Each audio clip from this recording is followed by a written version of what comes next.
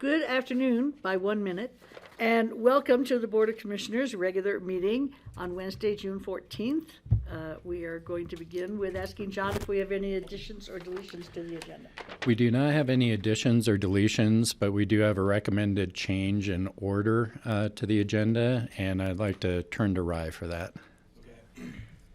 So the recommendation to the board is to move agenda items 10, 11, and 12 from their current location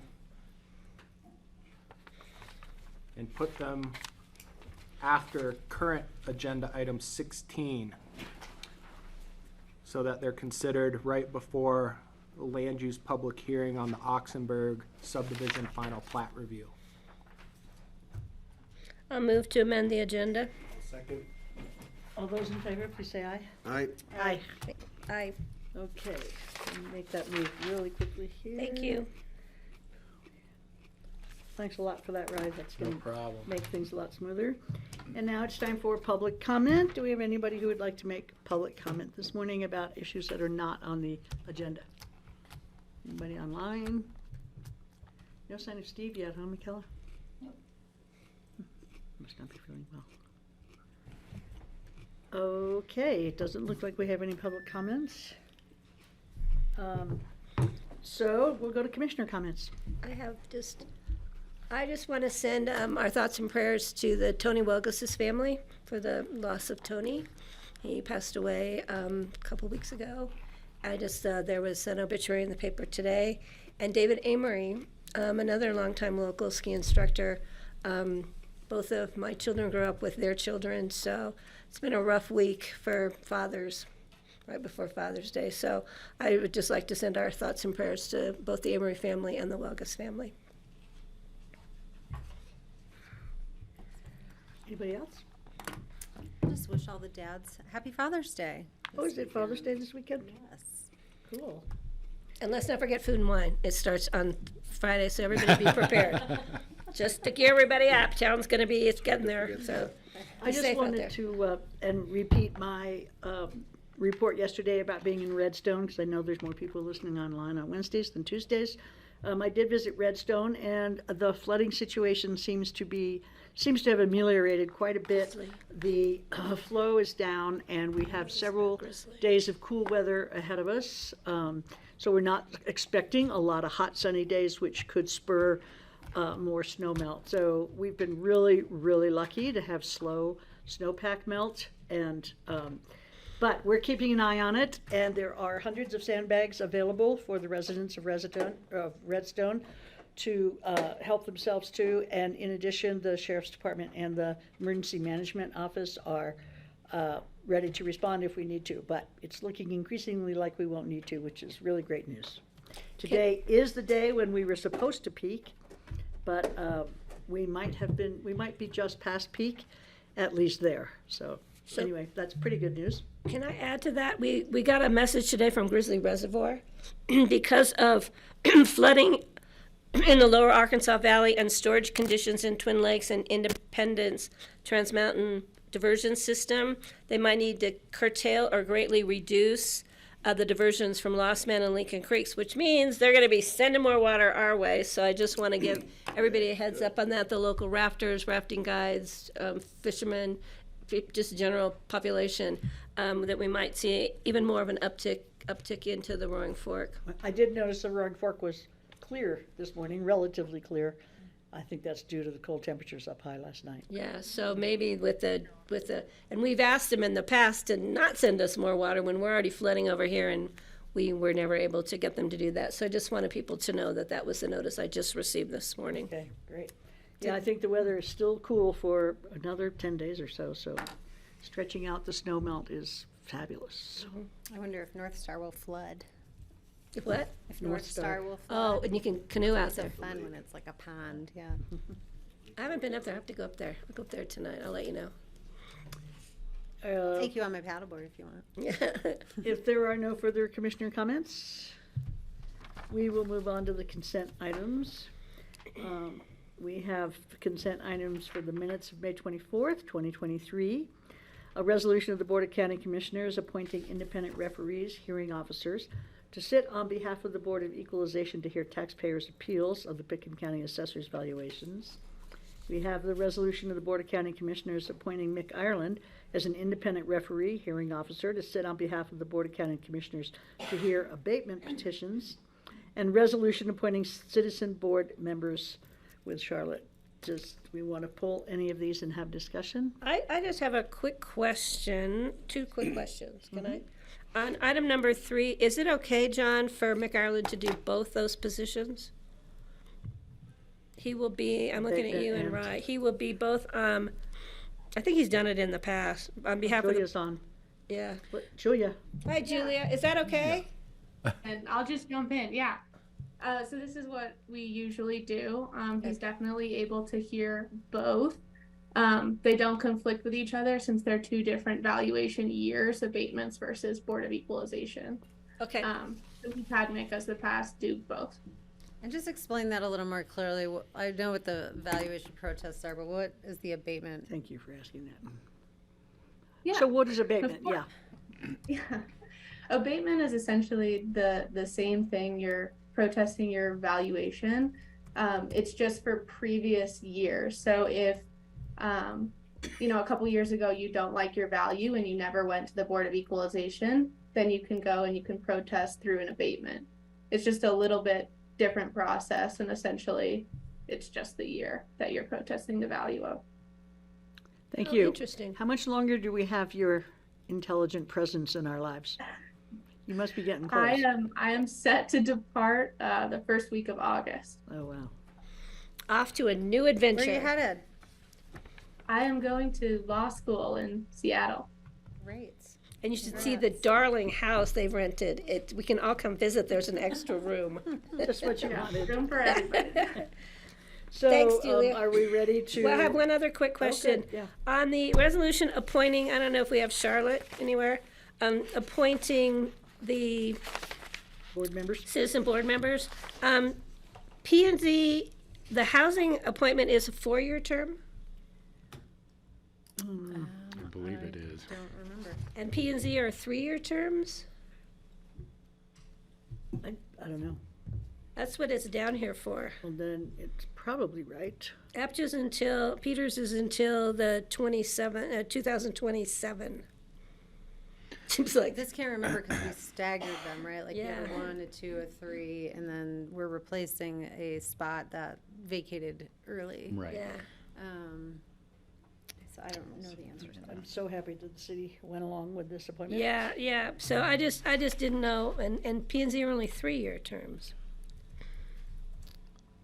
I'm trying to look that up. I thought that, I'm not sure if it's because we're replacing or, No, these are renewals and one is a replacement, but they should, and Peters, that appointment, I don't know, but, yeah, I just wasn't sure. And I thought we'd have Charlotte to, It doesn't say. in the Well- memo, no. We'll find out. Okay, so, do we want to go ahead and pass that, or? here's Charlotte. Hi, Charlotte, as she zooms down the stairs. No worries. One day we don't have, so I'm just concerned about the terms. APTRA is a 4-year term, Yes, and the other P and Z are only 3? correct. Okay, I just seemed like a long and a short. Okay. Thank And you. I didn't Patty, mean I to- think the Planning and Zoning Commission term is set by state statute. For 3 years? Okay, well, that's helpful. Really? So everybody has planning and zoning, every county, It's a requirement. but not a health department. How interesting. Yeah. You can plan, but it doesn't have to be healthy. Or a building Okay, sorry code to in bring you some down. places. Yes. So I'm okay, and I will make a motion to approve the consent agenda. Thank you I will for my second. time. And that includes all 5 of the appointees, what we're passing today? That's, to yes, be clear. everybody has, Everybody's good to go. everybody's on the list. Okay, so I have a motion to approve all 4 consent item agendas at one time. Do I have a second? I second. All right, all those in favor, please say aye. Aye, thank you. Steve? Aye. Thank you. Okay, that is a 5-0. It's nice to have you with us, Steve. Thank you, Julia. Thanks, Julia. Thanks, Charlotte. Guys. Okay, Now we are moving on to, putting my glasses back on. Individual consideration items. These are first readings, all of which are set for public hearings on June 28th. And the first one, number 5, is resolution of the Board of County Commissioners approving second quarter budget supplemental requests. And here's Connie to help us get through this. I would like to pass out a revised version of the resolution from what is in your packet. Okay. Thank you. I can get it. Oh, maybe not. Yeah, I'm not going anywhere. I'm gonna slide my chair over with the short arms there. Thanks, Rye. I'm not This- going anywhere today at all.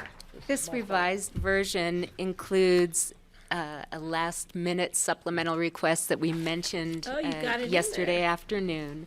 And Nice job. it's $31,000 for special assessments at 2 county-owned Elk Run apartment units. Oh, yeah. These apartment units are units that the county purchased and are renting out. One is being rented to a community member, and one is rented to a county employee.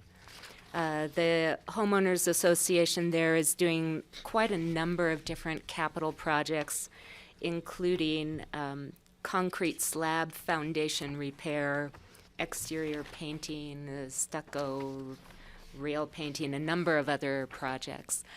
So it's some fairly substantial repairs.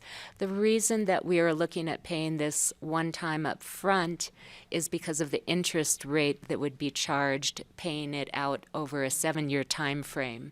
And if you have a 6.5% or 7% interest rate, that can amount to a sizable extra payment paying it over time.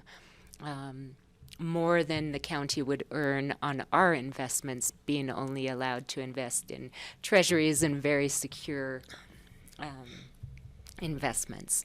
So we feel that makes financial sense for the county to pay that upfront. And so that's not considered a loan, that's our payment, and then they will repay us? We are the owners of the units. Oh, okay, yeah. These are county-owned units, Okay. and the employees are just renting. I see, So okay. they are not responsible for the assessments. Okay. I think we all felt pretty comfortable with all of these recommendations from you yesterday, Connie. I just want to remind you that there was a feeling, I think, amongst us that when the money is given to Lazy Glen for bear management, that there is an emphasis on their following the advice of CPW to more permanently secure their trash so that we don't have to keep doing this. Yes. And I did want to bring up, if the board would allow, a few answers to some questions that were raised yesterday. Oh, that'd be great. But Patty? Oh, yeah, real quick, the truck. Yeah, that was one of the, Yeah. and, I'm not and, forgetting that truck. and in fact, Matt happens to be I here was in the wondering why he was room. joining us and- I'm today. sure he's gonna squash me here and say, there's no way I can get a truck for less. What do you got for me? I've got a $73,000 truck for the new employee with Jody, and I'm wondering why we need a $73,000 truck when there are considerably less expensive, very serviceable trucks, brand new, available for half that. So, It really depends on what the job scope is. If this is a full-time employee that's plowing snow and they need a big truck to haul, move equipment or tow a trailer, you're gonna have to buy probably a larger truck and have it built out. If it's a small truck. Jody said it was a small truck. Yeah, so we put that budget number in to either way to make sure we had enough. If it's a small truck, Tacoma or something of the sort, we're probably in the $45,000 to $55,000 range. Once she puts, a topper on it, maybe a cargo rack to put a ladder. So pretty basic. Okay, and hybrid?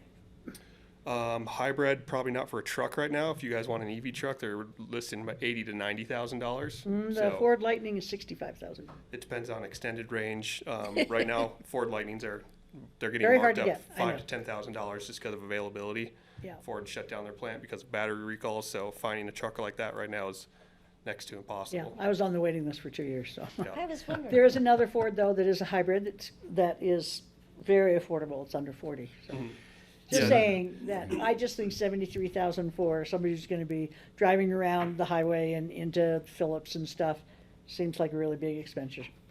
And the reason we don't go with Ford is because we're a GM certified repair facility, so we can do all of our own warranty work, all of our own in-house repairs, and bill right back to GM. So that's typically why we've stuck with all of their products. Well, they're not on the verge of electric, which is too bad. GM? Oh, we have What do they have? multiple units ordered for next year. In a truck? Oh, what truck? The new Silverado. The new Silverado? Oh, the big Silverado. Yeah, it's a 1500, not a full-size truck, so a medium Oh, good to or know. light-duty truck. I'm so we glad to have hear a few that. of those. Did you want to I add would just want to circle back with them to make sure that they really need a truck. Is that? That's something we'll probably have to sit down with Jody and Rich and determine. You know, we put the Sounds money in to figure out worst-case scenario if they're plowing roads or plowing driveways or, you know, Right. parking lots. And then we'll Don't get that reevaluate. impression, Maybe they And- only needed a RAV4 or something. But I think they're doing with property a property management. manager who may be doing some minor repair work or handyman work on some of the units, helping to move things out that are left in a rental unit, or there could certainly Truck be may the be need for a necessary. truck. I got it, Yeah. got it. My guess would probably be like a Tacoma or something similar, you know, a small pickup. And in this They're gonna case, be if the plowing full, roads. if the full budget is not spent, of course, that remainder just goes back into fund balance. Well, Tacoma's not GM. It's true, but we have a lot of Tacomas and they make a good product and we've been running them a long time, so, and they have a lot of hybrids. And they are considerably more expensive than your American-made equivalents, just saying. It is true, but they're far less maintenance and repair. Plus, we have really good local support in Glenwood Springs. Well, reluctantly, I prefer American-made. I'm going with an okay there. But hopefully it'll come in under 73,000. Depending on what it is, I hope so as well. Okay. Steve Thank has a you. question. Did you say? Steve. Yeah, just a thanks. comment, or I guess a question, but the price that is in the budget is an up to price that Matt is indicating probably get something for Bless you. less than. Yeah, for sure, and we've ordered some, Just because something has a Japanese name on the brand, a lot of them are made in the United States by American workers, so I'm not worried about what brand it is. Yeah, they're And just more probably expensive. A lot of Fords are made from parts from other countries. That's true. yeah. But and they're about 10,000 more, just because they're Toyotas. One thing that we saw this year, so our 2024 order window for GM has already come and gone, and we saw a $10,000 increase this year over last. So Jeez. a I pickup bet. truck was $43,000 this year, and now it's 53 with less discounts. So Yeah. we're seeing it across the board on I'm everything sure we're you doing. are. Okay, well, I trust you. Thank you. Thanks. I just have a general comment to make. I'm not totally comfortable with not seeing the job description for this new property manager. So maybe at some point, if you could get us a copy of the job, both Jody's and this one. This job description, from what Jody was explaining in a very lengthy explanation, which I appreciated, was this person's doing data collection and all this and then fixing a leaky pipe, you know, so it's kind of a broad range of trying to find somebody to fill this slot. So if I could just see that just for my own information, I think that would be great. Okay, I've made a note of that. Yeah, no problem, no hurry. Thanks, Connie. Okay. Okay, any other questions about the budget, supplemental budget requests? The other item that we did not Yeah. cover yesterday that I wanted to make sure the board was aware is in the general fund and the capital fund put together, if we look at the supplemental requests that have come in for the first quarter and for the second quarter of this year, we're at about $1.12 million, so a little over $1.1 million total in supplemental requests. But the good news is that we were very conservative, in hindsight, As always. overly conservative in our sales tax projections. January sales tax was up 17% from 2022. Oh. February was 7%. March was -1. April was -3. So we're slowing compared to 2022. But we still have significantly more than budget. And so from a budget point of view, we are almost 1.1 million more than budget for the general fund and capital fund. So general fund and capital fund, the sales tax extra so far this year pretty much offsets those supplemental requests that have come in so far. So just a note for the board. In the Road and Bridge Fund, which also receives a percentage of the sales tax, The amount of extra sales tax that has come in is more than $400,000, which more than offsets the road and bridge supplemental request for the additional cost on the plow trucks. So just a note that might give the board a little confidence in That's approving great. supplemental requests. Thank you for that, Connie. Any other questions for Connie? Any more answers first? I'll make a motion to approve the second quarter budget supplemental request. One last comment, and you know, Connie, many years ago, we didn't used to do it on a quarterly basis. And it, you know, over the years since we've been doing it, it's much better, it's much more clear, I think, for the board to approve, because they were coming in here and there and randomly. So I really appreciate that ongoing effort. It really has made a difference. So thanks. I'm looking for a second. Okay, all those in favor of approving the supplemental budget, please say aye. Aye. Aye. Aye. All righty, thanks, Connie. Thank you. Okay, number 6 is an ordinance by the Board of County Commissioners accepting a right-of-way grant from the BLM for the purpose of constructing the Aspen Village Gerbaz pedestrian bridge. And Rye Neely and Jesse Young. Is Jesse on? Or is it just you, I Rye? think Jesse's out of town, and I believe Gary was maybe here, but I definitely worked on this with Jesse, and I told her I'd. Oh, there's, There There he is. Mr. Tenenbaum right there. Of course you were. I thought you'd go way into depth on all those supplementals, so. Oh, yeah. We're flying Cool. today. Cool. Well, I'm Gary Tenenbaum, Director of Picken County Open Space and Trails. And today, you know, this is a first reading. This is kind of one of those things to try to get this bridge completed. So we've been working on creating a really seamless connection from Aspen Village to the Rio Grande Trail. You guys approved the budget in the 2023 budget process to make this bridge happen. Part of the process was trying to figure out, there's a little sliver of BLM that comes down. It comes down through the rafter right away too. And so to be able to land this bridge where it is the most cost effective to do so, we did have to go through a right-of-way permit from the BLM. So what we're here today is to get you guys to approve an ordinance on first reading for the right-of-way permit from the BLM, and set second reading, I think, for, is it, I think it's 28th. June 28th. 28th. Francie? Any questions? Oh, yeah. I want to thank you. Gary and I have been working on this, talking about it. Dolores Stutzman has been bringing it to it before she passed away. I don't know, 20 years? Since I started. Yeah. So I'm really excited to see this coming to fruition. And I've been speaking with the Stutzman Gerbaz family. And I know we don't usually name bridges or trails or anything after someone. They would like some kind of plaque or recognition to Dolores Gerbaz Stutzman somewhere around the crossing of this bridge. So I think that'll come back to the board at a later date, but I just want to give the boards a heads up. And in addition to that, after the Eagle Scout project we did here at Memorial Park, I've been approached by another Eagle Scout family about creating another Eagle Scout project, and we're maybe working on this plaque and how to present it at the bridge in the future for an Eagle Scout badge, which I think would be very cool. So, and that'll come back to us at a later date also, where the Eagle Scout would be responsible for fundraising, for installation, for all of this stuff, working with Jesse. I've already spoken to Jesse and Gary about it, but just to give you a heads up. So, again, thank you, Gary, for this opportunity for the community to have a safe crossing and to honor Dolores Gerbaz Stutzman. So is that what it'll be called?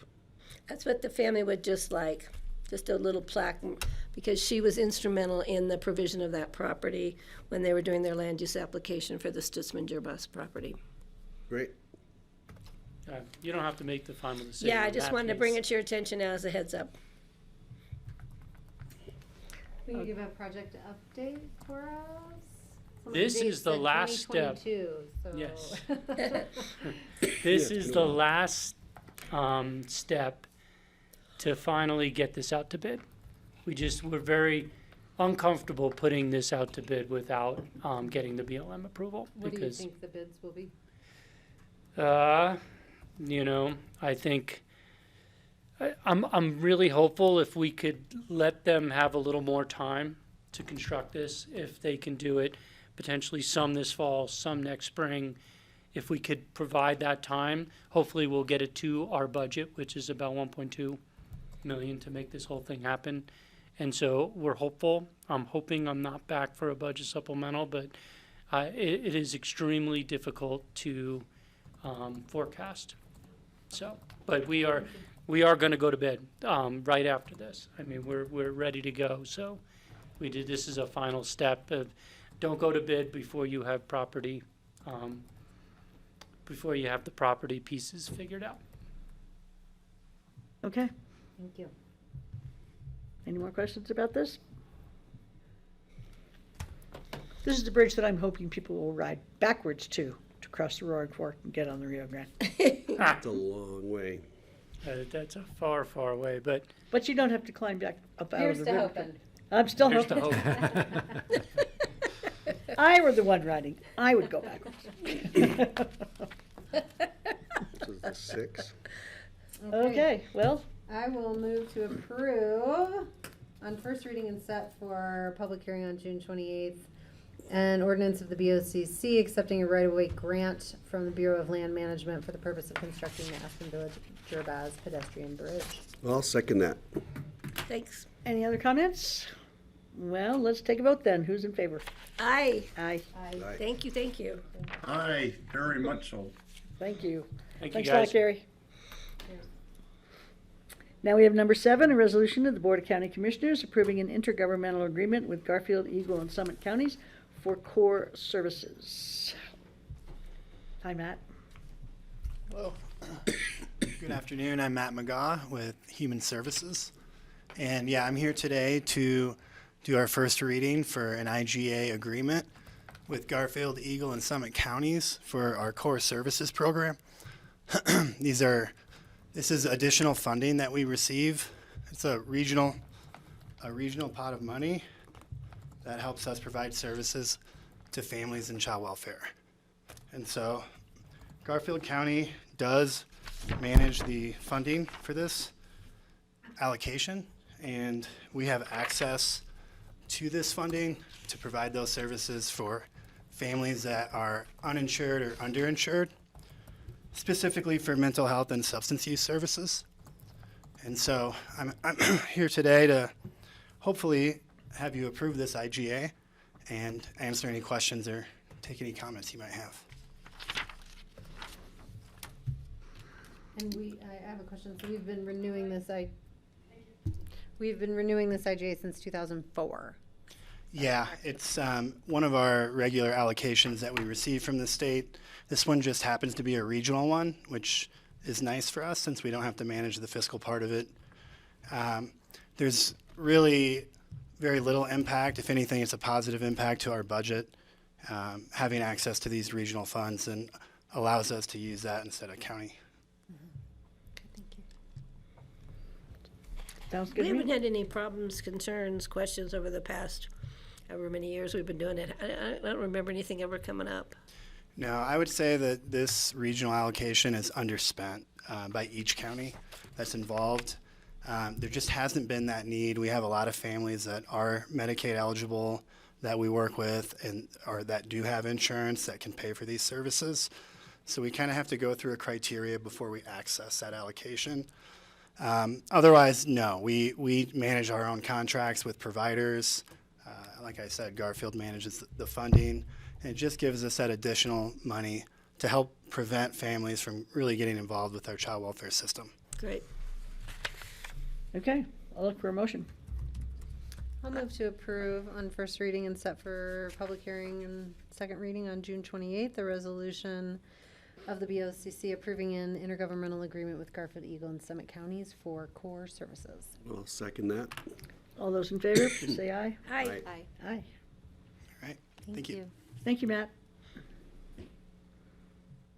All right, now we have a public hearing of one reading, and the first one is an application for a special event liquor license permit submitted by the Buddy Program.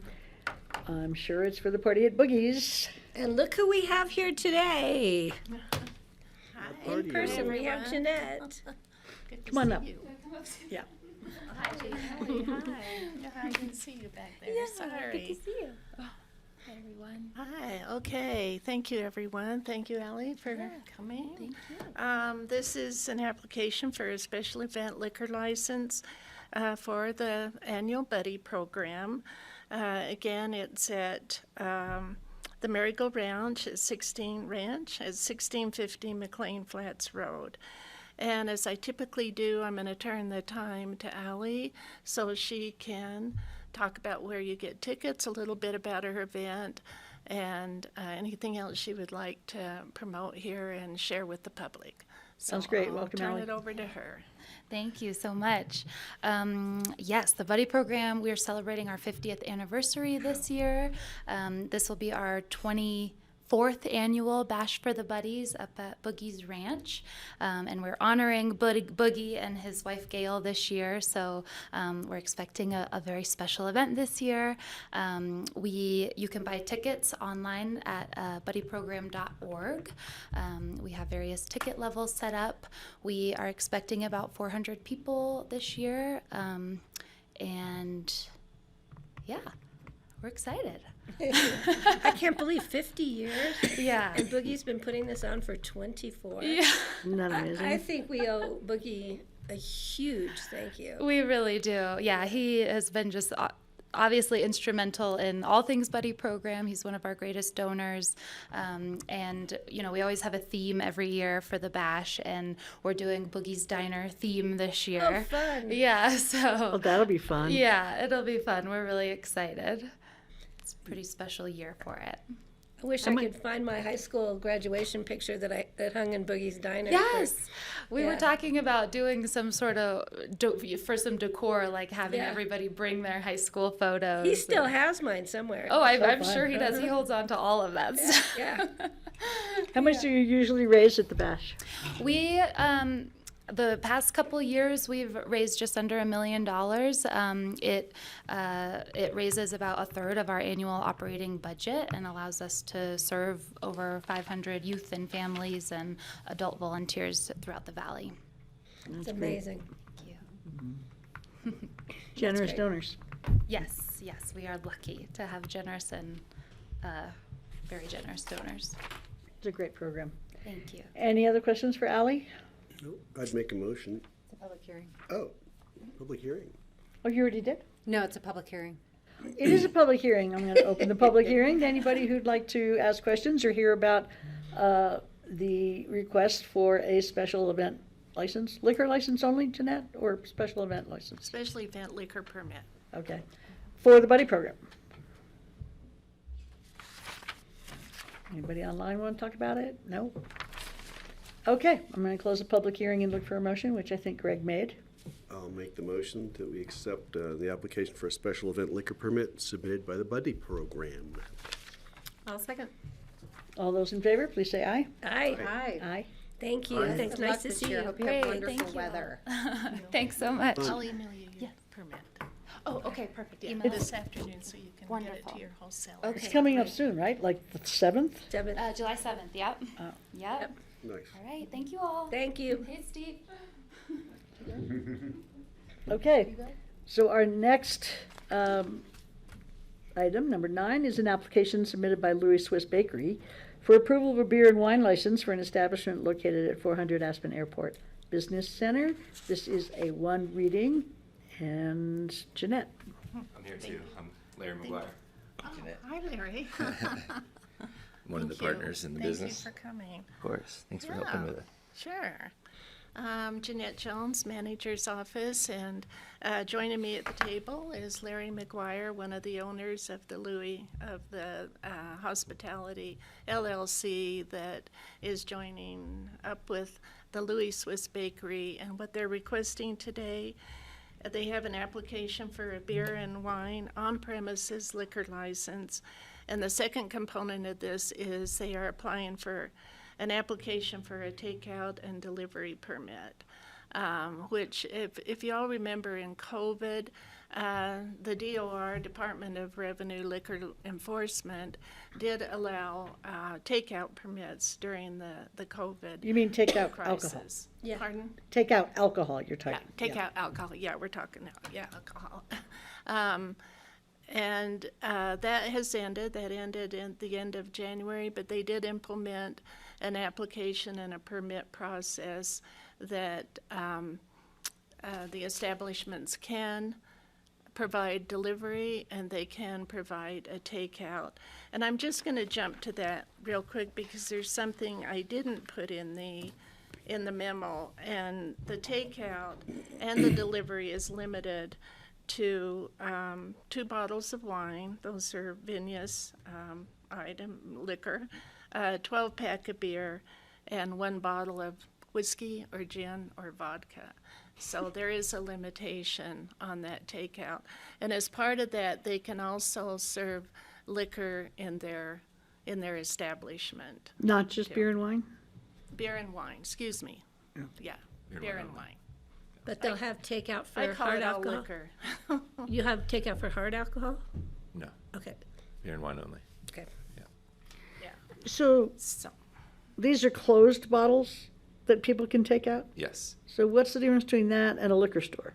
Why do we need, why isn't that called a liquor? a liquor store is a retail liquor license application. They're classified as a retail liquor store.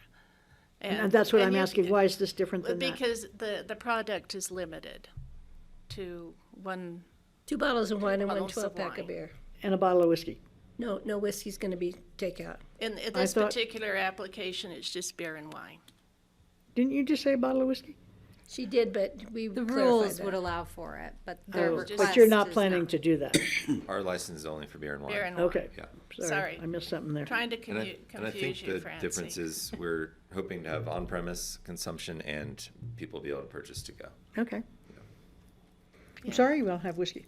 It's way better than beer Can't and swing wine. by on your way home.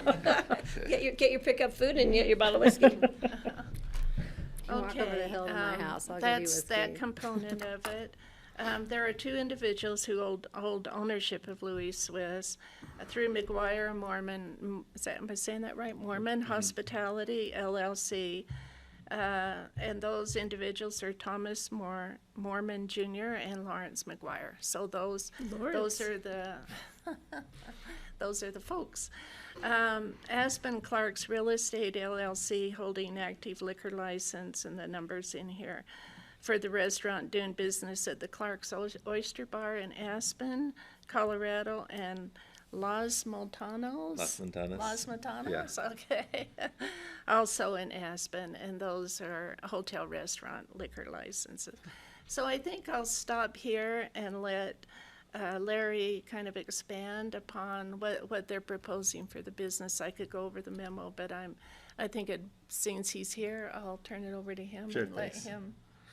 Yeah, so we have 2 active liquor licenses in town. We have Clark's, which we've been in town for 5 years, and Los Montanos since last summer. So we partnered with ownership on Louis Swiss in the fall to help keep the bakery going, and kind of looking for new revenue streams just to continue to be able to support that business down there. So they've always had kind of a garden outside. We're kind of improving that garden with the hopes that people will have sandwiches and be able to have a glass of wine outside or have a beer. We do burgers on Fridays. And kind of continuing to build the deli program so people could grab a bottle of wine with their takeout food. So that's that. I mean, it's you guys probably are familiar. It's a pretty small footprint with the retail down there. And yeah, just trying to keep another old Aspen business going. So. Any questions?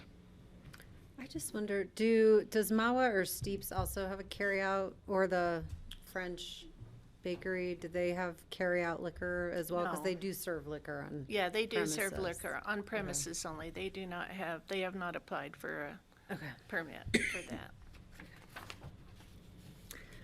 And no one Okay, I'm gonna- submitted comments in opposition or in support. I think this is We just have this one. yeah, I think there's a great Some idea signatures. for us to. The petition in support of. Yeah, I saw that one, the petition, but nothing else that came through that I saw. So I'll open the public hearing. Is there anybody in the public who would like to address this request from Louis Swiss? I can smell that Anybody French in the bread. room? I don't think so. I know, I forgot they have burgers. I haven't. been Okay, there. I'm going to close the public hearing, bring it Very back to the nice. commissioners. Yeah. So, just want to say that the empanadas there are just killer. That's my special treat, is to go grab an empanada from there. I think it'd be great if you've got a little outdoor seating.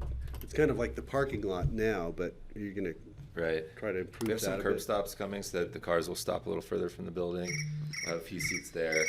And then there's actually a nice garden, behind the building that they just kind of never landscaped. Oh, So, really? So you can use that? Uh-huh.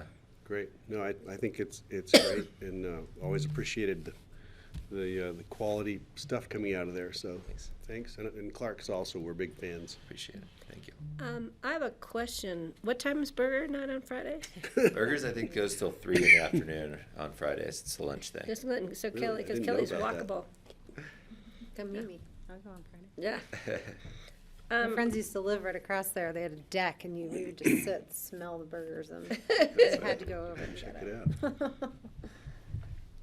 So can I make a motion, Yes, Madam please Chair? do. I'm going to make a motion to approve an application for a beer and wine on-premise liquor license and approval for an application for a takeout and delivery permit submitted by Louis Swiss 2022 LLC. I'll second that. Okay, all those in favor, please say aye. Aye. Thank you. Appreciate it. Nice to Thank see you, thanks for coming in. Good luck. Okay, and now we're going to skip what is 10, 11, and 12 on the schedule. And we are in public hearings, and these are second readings, so we're going to move to the resolution of the Board of County Commissioners approving the acceptance of an electric vehicle grant awarded from the state of Colorado. We have I Matt. don't think we We're should do seeing a this. lot of you this last couple days. If I keep coming back, I'm gonna have to buy more fancy shirts for you guys. Yeah, really. I would Yeah, you take, need if to you have a shower double XL also. for my husband of what you're wearing, he would I totally know, that's a wear that. nice one. Yeah, I look sharp, don't I? Yes. Can we buy those? But you have to change the Checking it oil on the plow trucks. I can, as long as they let me drive it. Maybe even Alex's car. So here today to ask for acceptance for the grant for the second reading. Any other follow-up questions that you guys had? Well, I think you're probably going to get a resounding yes. Oh, come on. I don't have any Not questions. only is it money, it's for EV. Thank you. Well, Okay. there are. We haven't voted yet. We haven't voted. There are, Okay. there And we haven't are, opened the public hearing. there are legislators and various governments around the country who are trying to thwart this sort of thing. So, this is a really progressive and bold thing you're doing here. Are you sure about this? Under your direction. Oh, Okay. God, what a good He's answer. walking the fine Well, line. let's see if there's anybody in the public today who would like to thwart this attempt to accept money and build EV charging stations. Okay, there's Nobody nobody. online? Anybody in the room? Looks all good. Where's I'm our going to close the congresswoman? public hearing and look for a motion. I'll make a motion to approve a resolution of the Board of County Commissioners approving the acceptance of a EV electric vehicle grant awarded from the state of Colorado. And I'd we thank second them. that. All those in favor, please say aye. Aye. Aye. Aye. You Thanks, can hang Mary. around for the rest of the meeting if you want. I should. If you're bringing money, Thank just you. bring more money, yeah. I knew there must be something upcoming for Alex. This is a resolution of the Board of County Commissioners on behalf of the Pitkin County Sheriff's Office, approving a contract amendment with the Colorado Department of Human Services Behavioral Health Administration, providing funding for the jail-based behavioral services. Hello, gentlemen. I feel underdressed compared to the previous. I need a better shirt. Nice color, though. Thank you. As you said, this is a grant from the Behavioral Health Administration at the state for jail-based behavioral services, which are programs we provide to our inmates when they're both in custody, but also as they're transitioning out of custody. And as the board knows, I believe you're coming to a tour next week of the facility. We're nearing Our the working end. lunch tour Working of lunch your tour, which we're facility. excited about. We are nearing the timeline where we're going to begin to accept inmates back into Pickens County, which is exciting, I think, for the sheriff's office, for the sheriff, and for our community. So this will help us to continue to provide those valuable services to our inmates. I'm happy to answer any questions or take any. And you gave us a fairly detailed presentation on the services a couple of weeks ago. I believe we did a few weeks ago. Yeah. So, before you open the public hearing, can I just make a quick comment? It's kind of a side note. We received an email today about the extension of our contract with Eagle County for their jail facility, and I just want to publicly thank Eagle County for offering that to us and assisting us and helping us provide for our detainees during a time when we're working on renovating our own facility over here. So thank you, and thank you to the Eagle County Commissioners for, and the Eagle County Sheriff for supporting that. Thanks, Patty. Thanks for bringing that up. It's been a fantastic partnership, and we're very thankful. Thanks, Francie. Yeah. Any other questions or comments for Alex? Okay, I'll open up the public hearing. Is there anybody in the public who would like to address the resolution to approve the contract? Amendment with the Department of Human Services, Behavioral Health Administration, providing funding for the jail-based behavioral services. All right, I don't see anybody, so I'm going to close the public hearing, bring it back to the board. I'd make a motion to approve this. I would second and just comment. I think this is one of the more important grants that we can accept and one of the most important programming that we can do for our community and in the jails specifically, given that we know that that our jail population really is suffering from mental health and substance abuse disorders and require this help. This program tends to be really flexible, so we can tailor it to our community, and I'm grateful that we can continue to offer these needed services. Well put. I agree with you completely. If I could add, the grant amount this year is $206,350. Is that right? That's correct. That's correct. Great. Well done. We appreciate that. That's great. Did we get a second? Yeah, we did. All did right, we? all those in favor, please say aye. Aye. Aye. Thank you, gentlemen. Thank you. Nice to see you. You too. Okay, we are moving on to 15, and that is an ordinance of the Board of County Commissioners amending Title 6, Section 6.50, Short-Term Rental Code of the Pickens County Code to exclude short-term rentals in the rural and remote zone district. And we did have some people who wanted to speak to this. Steve's got his hand waving there. Steve has to So, read. He needs to Francie, recuse. Yes, Steve?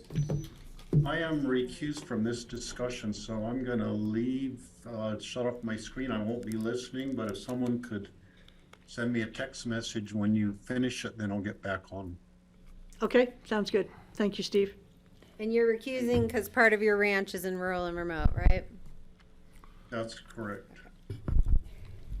Okay, hang on one second. I'm trying to contact the person who wanted to speak to this. We did receive an email from Marcella Larson and Joe Wells with written input that hadn't been connected to the packet, so I just want to, in case everyone's all Couldn't get I it. saw Joe on just a minute ago. You're calling His somebody? packet had multiple letters in it. Is he still on, McKellar? Joe Wells? Yep. Okay, great. So we'll go to him in just a sec. So who is presenting this for us? Are you Well, right? this is Mr. Ely's item, but it occurs to me I was here last time for first reading, so I'm here for second reading. So anyway, Double coverage. double coverage. Richard Neely, Assistant County Attorney. The title of this ordinance is an ordinance of the Board of County Commissioners amending Title 6, Section 50, Pickens County Short-Term Rental Code.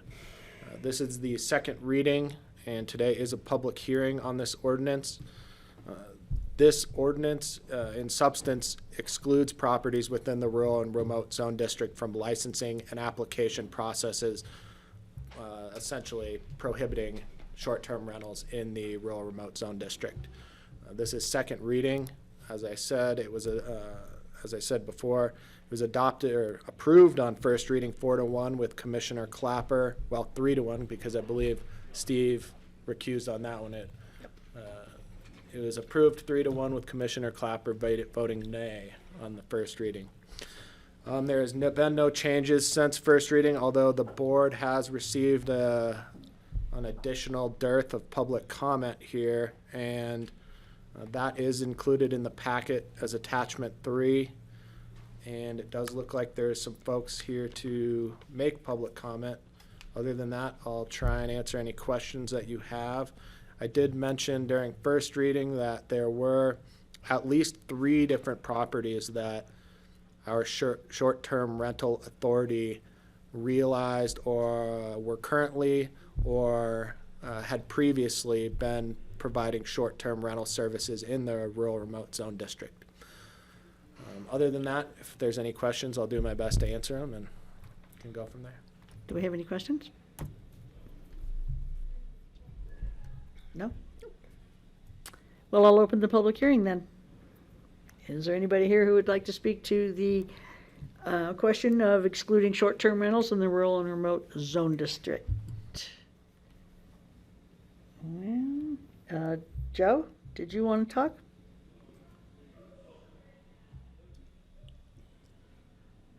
Doesn't look like it. Does he know we're there? And Joe, do you know where you're online? It's hard to tell. And Tom Barron wanted to talk. We're a little ahead of schedule. Right. Hey, well. Okay, well, John Doyle is on his way and wants to talk. We could take a short break right now and give him time to get here. He's Well, on I'll his make- way. Well, If you, that's up to you. You're the chair, so you're. Can I ask a question just on we get to recuse at our discretion, but I have to say, I'm wondering why Steve, just because he's a property owner in a part of Pitkin County that is affected by this, I think I'm a property owner in Pitkin County that's affected by so much of what we do. And I'm trying to figure out why he felt obligated to recuse. Sure. I can't speak exactly for what Steve's feelings are on that. And that part of the decision to recuse is based on subjective analysis on any one of you as whether you can fairly participate in any particular issue that's in front of the board. The more objective side of the way the code or the home rule charter and the good governance provisions of this board are drafted is that if you or a direct family member has the potential for a direct financial gain or financial impact from the action that's in front of the board, then the home rule charter suggests that would, strongly suggests that would be a time for a BOCC member or other citizen board member, frankly, on the P&Z or OST board or something like that, to recuse themselves from a particular action. As I said, I can't speak directly to what Steve's feelings are on that, but generally, there is deference given to the individual commissioner's decision to recuse himself on a particular matter. So, Great, thank you. Yep. I'm just thinking we could project that out. We're rewriting land use codes and changing energy codes, and it's going to affect everybody in the county, Sure, including and ourselves. that kind of general affect from something like a land use code change or something like that is generally not something that implicates the need for a commissioner to recuse himself, simply because it has a larger general impact on the whole county. Otherwise, you guys wouldn't be able to do anything. Means the state legislature couldn't I vote. barely can. I have so many family members that are involved with stuff. So, Right, well, that's just it. We all know people or family or whatever, they're tied in with things, so it's like Yeah. it comes down to deciding when you need to do it or Yeah. not. that's Right. correct. And I don't think Steve has short-term rentals on his rural remote property, but. No, he doesn't. I don't know, maybe out in the sticks back there, he's don't got think some he has any lean-tos I don't know dwellings. if he has a developable right. He doesn't have any dwellings on his rural, as that we far as know I know. of. So therefore, you wouldn't qualify for this anyway. But anyway, Well, he's having a nice break right now, so well, can I make my comments? Because, please do. I mean, we don't have a time frame on our agenda, so if people say, well, and if we're running ahead, I think John Doyle's just pulling up here. Great. But, yeah, it's just hard to, and then somebody may call and say, I can't be there till 3, I can't be there till 6. I told him I thought we would be at it at 1, but I'm a little ahead. Well, I'm not going to change my position on this. I know where it's headed anyway. I think that because we have such limited opportunities for short-term rentals and rural remote, we don't know. With two of them, I think we've seen. The third one, I'm not familiar with. And that they should be evaluated on their own merit individually, because they may be appropriate for short-term rentals. And we've even heard discussion that some short-term rentals have less of an impact to the neighborhood, so there may be some possibilities in there. And I just don't want to deny the public the opportunity to see us pursue that. So that's what my comment will be. And John, you're here. Thank you. Just come up and sit down, John. We're on. You're it. You're it. You are the public hearing is comment. open. Anything Anywhere you you wanna want, sit. and just make Take sure one. the red light's on. Okay. Introduce John. yourself. You know the game. Hi, I'm John Doyle. And I think you know I'm opposed to renting STRs in rural and remote. And thank you for coming to the decision you did. I guess I'm aware that there are policies in place in case people do decide to rent without a license, and that's just something I want the county to be aware of. That you think there are instances of that? Well, I don't know yet because the policy's just been put in place, but I just want to be reassured that if there are violations, that there will be a follow-up. We have an enforcement officer that we're planning to hire as part of the program, Perfect. who has a four-wheel drive vehicle Excellent. for some reason. Sorry, I didn't mean to. Does he have a snowmobile? Right. Cross-country skis. We can probably accommodate that too. Okay. All right, thanks. I appreciate your And we time on have this. had complaints that we are currently following up on with other short-term rental violations. Okay. Excellent. see you. Thanks again for your Thanks, work. John. Good to see you. You too. Thank you, John. Appreciate your coming over. Thanks, Francie. Any more commissioner comments? No, were we waiting for other people to? Well, I other thought people Tom to come? Barron was coming, but, it's okay. We'll just move on. I don't think he'll would- mind where we're going. We do have Tom's written comments in the packet. And Joe still had sent us all that. So, okay, well, Nothing from Joe? Okay. I think So we close I'll the look public for hearing. A motion. I will comment that I'm glad to reach this day after many years of conversation related to short-term rental activity in Picken County, and that I think this really upholds the intent of the zone district. And I'm going to move to approve this ordinance, amending Title VI, Section 650 of the Picken County Code to exclude short-term rentals in the rural and remote zone district. And I will close the public hearing. and I'll second that. I do have a comment before we vote. I appreciate your perspective, Patty, and I really respect it. And you know how I feel about STRs in most of Pickton County. I think that they are appropriate in much of unincorporated Pickton County, but I have seen so many comments from so many people requesting that we do not allow short-term rentals in rural and remote that I am willing to bend in this regard. So, if there's no further comments? Yeah, I'll make another comment, and I appreciate John's concern about enforcement, because I think that's critical. It's extremely critical in rural remote.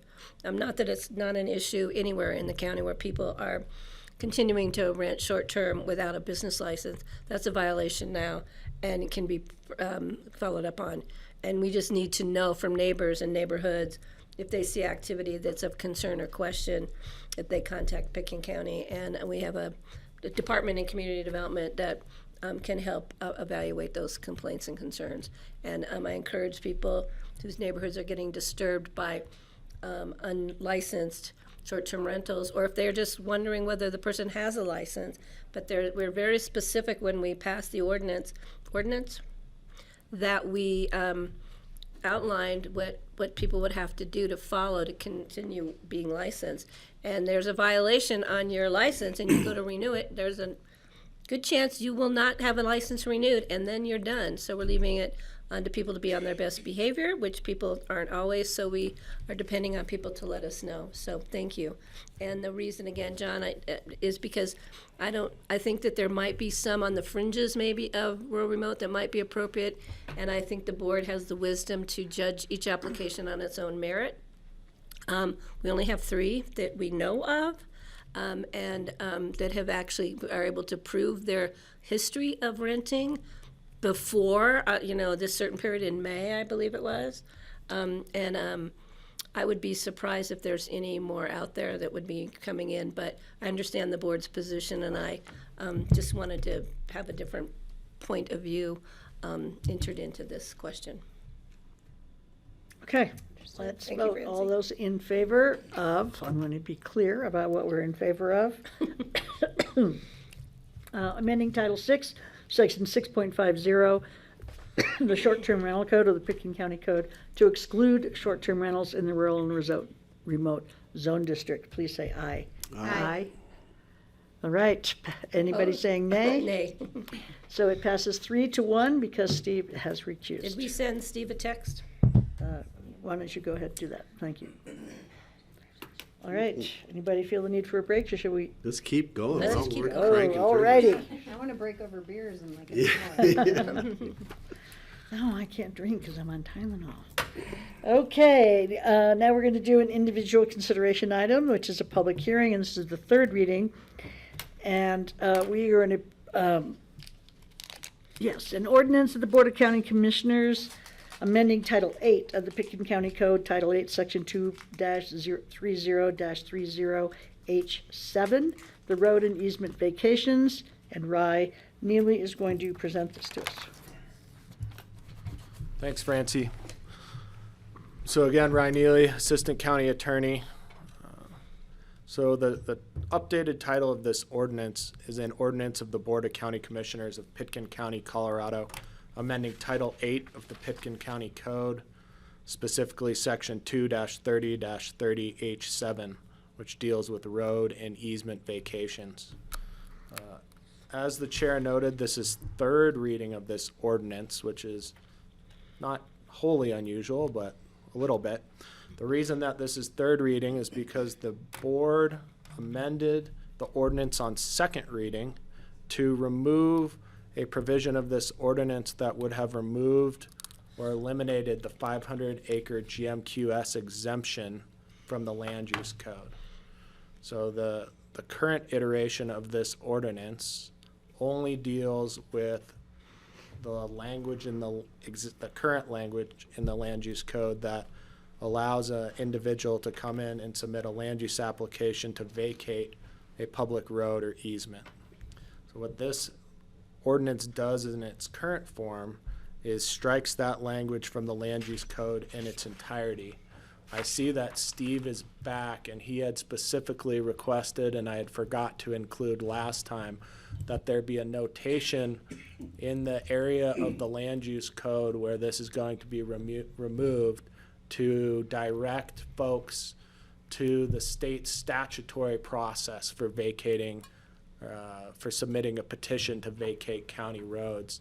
And I can make sure Jeanette and Julia, mostly Jeanette, are in charge of that, so I'll be certain to ask her to include that language in the redacted portion of the code.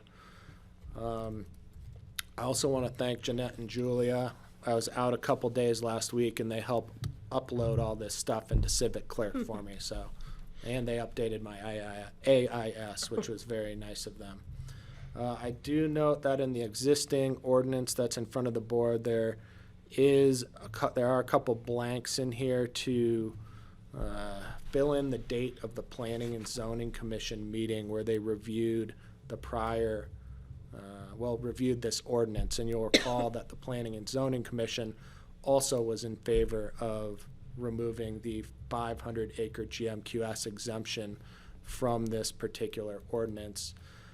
So on last reading, the ordinance was amended, and it was approved by the board as amended and scheduled for 3rd reading today in its current form. In that time, Julia did have time to publish the current title of the ordinance in the newspaper, so the BOCC, after opening public comment today, or I'm sorry, this is a public hearing, so the board should take public comment, if any, may move to adopt this ordinance or take other action on this ordinance as it feels appropriate. I'd be more than happy to talk more about it, but Thank you, Rye. here we are. Any questions from the commissioners on this topic? And, okay, I'll open up a public hearing. Is there anybody who wants to discuss the road and easement vacation? That doesn't mean you're going on a vacation. Does not.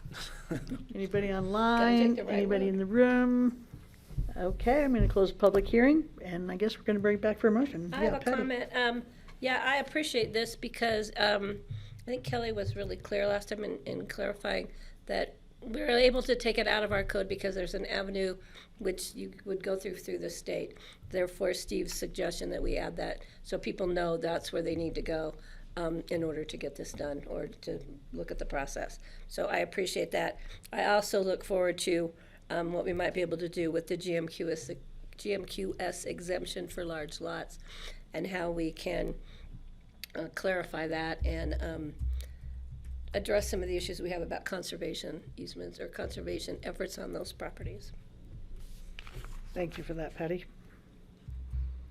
Okay, look for a motion. I'll make a motion that we approve the ordinance for the, amending Title 8 of the Pitkin County Code, Title 8, Section 23030H7, Road and Easement Vacations. One second. Okay, all those in support of this ordinance, please say aye. Aye. Aye. Aye. Okay, passes 5-0. Thank you. Thank you, Rye. Thanks, Ray. Okay, now we're gonna go back to number 10, which is an individual consideration item. It is a public hearing, and this is a second reading. This is an ordinance of the Board of County Commissioners approving and accepting the deed of conservation easement for Lot 6, Aspen River Valley Ranch. And Paul and Suzanne are both here. I think I'm going to kick off, since Okay. we're tying this together with item number 17, I believe, on your agenda. Correct. And 11 and 12. Yes, so 10, 11, 12, 17, we're like rolling it all together for you. I'm sitting in for Leslie today, who's at our Community Listens training with some of my other staff, which is great. So this is second reading for the final plat for the Oxenberg subdivision. I think you're aware this has gone through a long process to get here. Growth management, conceptual subdivision review, detailed submission review, and the final plat step often gets combined with detailed submission, but in this case, the applicant opted to separate it. But it's essentially the dotting the i's and crossing the t's on that final plat document that would be recorded to reflect the subdivision of the property. Grafton did point out that we have an error on the memo, I believe, with the acreage of the property, which is 39.085 acres. So we'll make sure we get that in the reso. And otherwise, I don't think there were any, outstanding issues that you were looking for staff to address from the last meeting. I think we went through all of the items that are shown in the memo, and Paul can talk a little bit about the 3 documents that are being accepted by the board, which are in coordination with this subdivision approval, and were things that were offered and agreed to as part of the growth management allotment. I did have some questions, but I got some answers this morning from Patty, and I understand it's out of our purview to make any changes to the amount of square footage that has been allotted to on these parcels, on this lot, and the 3 different parcels. I just want to say that it seems like a lot of square footage for that particular area, not like the big mansions that are down there, but given the rural nature of this piece of property, it's hard to think that, I think it's a total of 26,000, including a 2,000 square foot barn and a 1,000 square foot barn and an 8,500 square foot house and a 4,000 square, it's a lot. So I'm just saying that I wish it were within my purview, but it's not. So that was my call to Leslie, and it's her call to you. And so. Okay, Paul. My name is Paul Holsinger. I'm the Agriculture and Conservation Easement Manager for Open Space and Trails. Through the GMQS process that this land use approval was taken through, Open Space and Trails requested three things: a conservation easement over the entire property, and a trail easement to account for an encroachment of the Rio Grande Trail, and a fishing or a recreation and access easement, I'll get it one day, for the river there, because it's accessible and people access the river through that blue piece that's shown on the screen there. That's actually state land. The conservation easement, as I said, encompasses the entire property. It simply accounts for the resolution that dictates the allowable development. It refers to that document as far as development of the property, but it also places additional prohibited and permitted uses on the property. There is some special wildlife area that has more stringent prohibited uses. It's this area that I'm highlighting, kind of against the BLM. This is a gully, and down here where the river is, we're saying no fencing. You can't, do certain. You can't, manage that as a recreation asset or anything like that. And a few other highlights of the conservation easement are the protection of the water rights, ties these water rights to the property forever. It also includes language allowing Open Space and Trails or the county to seek a lessee to manage this property for agricultural purposes if this landowner or a future landowner does not want to. I have another map that I'll show. What's the purple part of the river there? Is that? These purple sections are existing fish or recreation and access easements. Here's an access easement. Okay. There's an existing parking area right here, right off of 82. We already have access to the river here. We already have access to the river through the 82 right-of-way. And then on the other side of the property, this is an existing easement. This is open space property, and then we have an existing easement on the other side of that. So it's a large stretch of river now open to the public. But they're all accessed from the west side of the They river. are. Yes, though you can access the river from Deer Creek open space, but you just have to hike or bike I see. to this spot. Okay. And come Great. in. Thanks, Paul. Yeah. And I have a highlight map here to show you this Rio Grande Trail encroachment as well. Here's the Rio Grande Trail. The corridor here is owned by RAFTA. And when the trail was built originally, it came up and encroached onto this property so it could cross a ditch that's traveling through the property at more of a T, so it didn't have to pipe so long of a section of the ditch.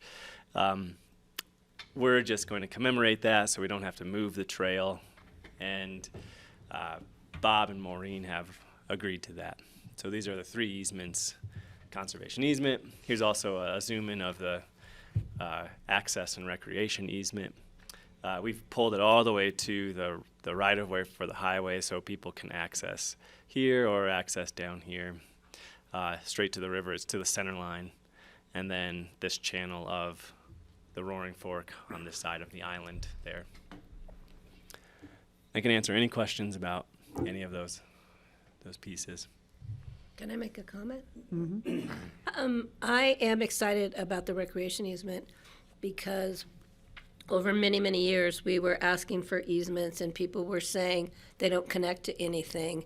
The goal being we didn't know in the future when they would connect. And this is a perfect example of that for that stretch of river is that eventually, because of land use applications that have come in over the years, we were able to connect the dots, literally.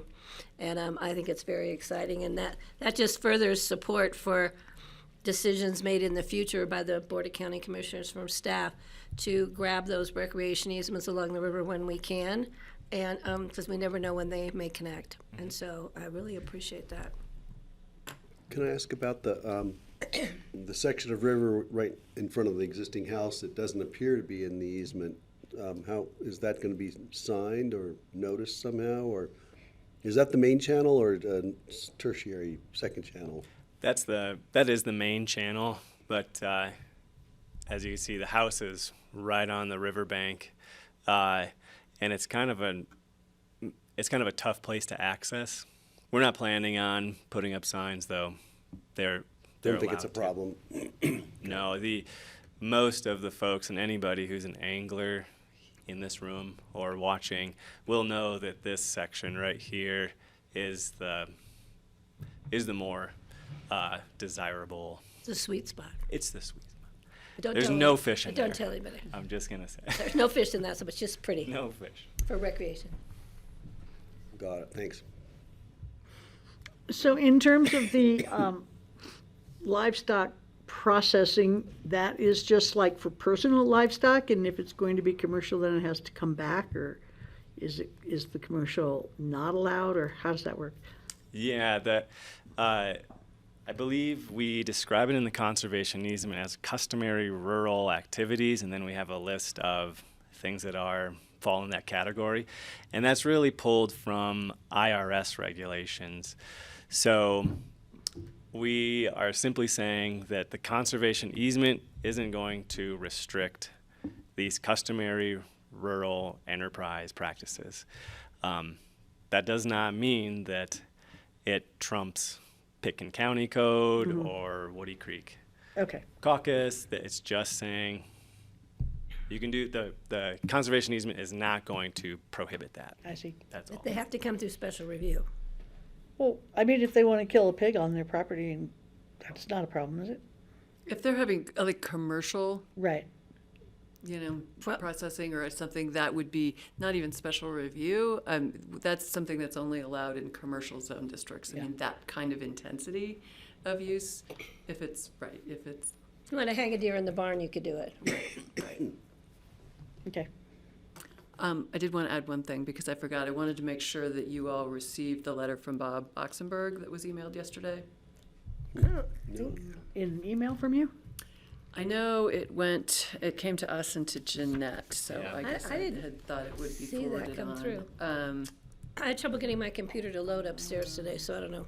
Okay, it's somewhat long, so I don't know. I guess since Grafton's here, do you think if they didn't receive his letter, would he want it read into the record or?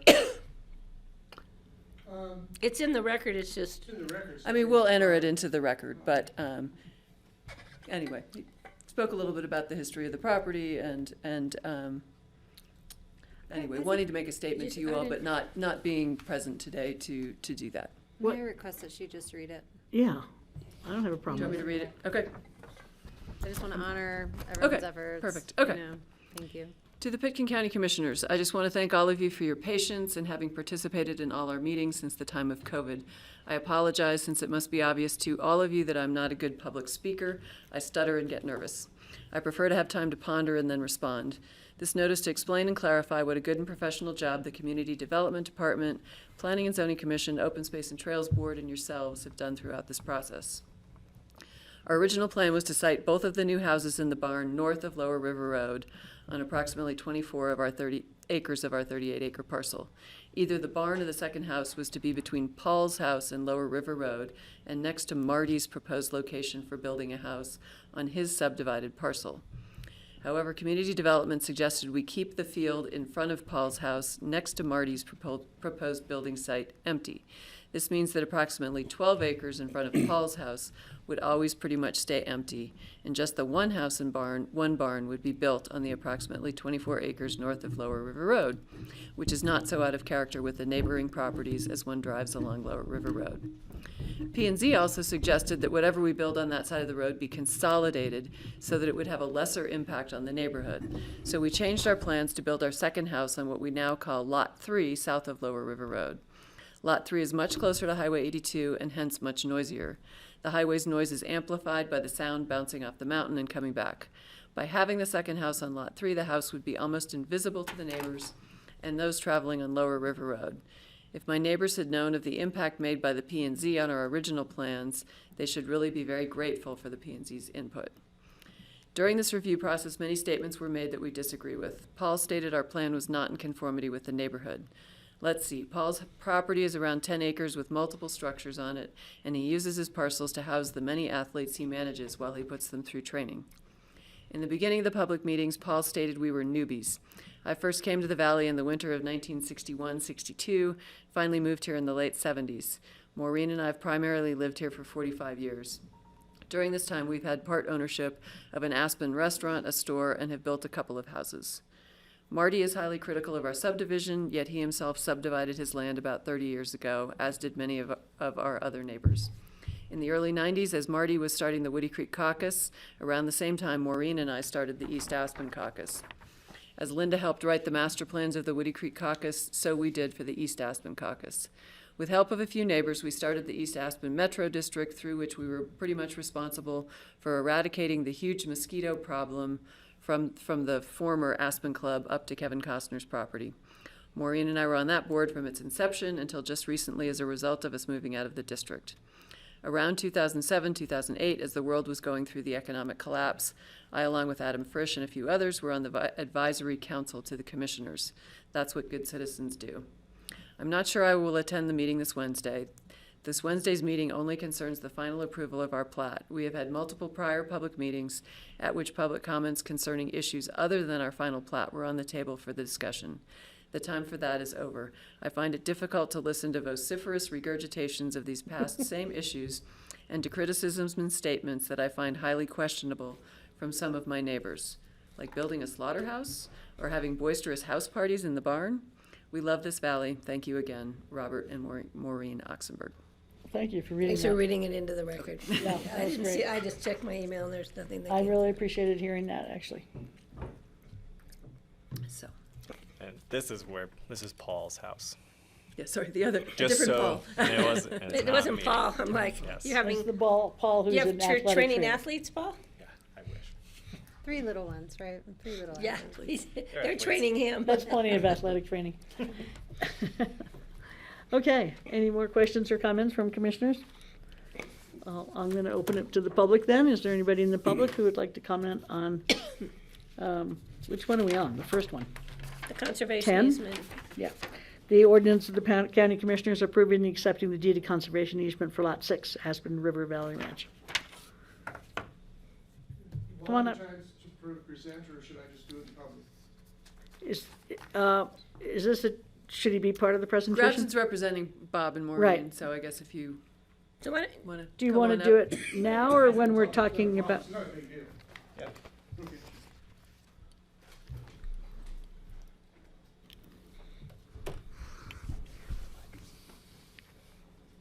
I'm Grafton Smith. I'm the representative for Bob and Maureen. And we started this process in 2018. And across the board, it's just wanted to say that the staff has been wonderful to work with. We tried to make sure that all the heavy lifting was done at a staff level. And across the board, pretty much what we bring to the BOCC is pretty much a combination of us respecting all the input from both the caucus and from staff, and obviously with an eye toward the code. And to a large extent, I mean, we were Leslie's first when Leslie came on board in January of 19, we were her first assignment. So across the board, a lot of this bears her stamp, and we just really appreciate the ability to work with everyone. With regards to the easements, Bob, in this whole process, Bob has acted as if they are already in place. Especially toward the fishing easement, he started honoring that easement, even though it wasn't signed, last summer. And I don't know, do we have it, is the plat still up? Are we talking about just easements, or can we talk about the plat? You can talk about the plat while you're here. Okay. Might as well. The plat is pretty much the same it has been since detailed, with 3 little changes. I just want to bring them so that just make sure how the plat is reflective of the